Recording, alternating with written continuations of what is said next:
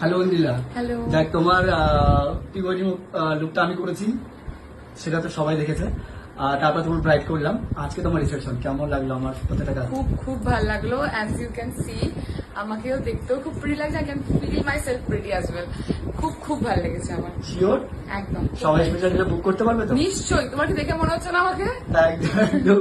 দেখ আমিও ভীষণ স্যাটিসফ্যাকশন। ওর ড্রেস, ওর কালার এত সুন্দর। ও আর তোমার সবাই দেখতে চাইটা ডাউন করো।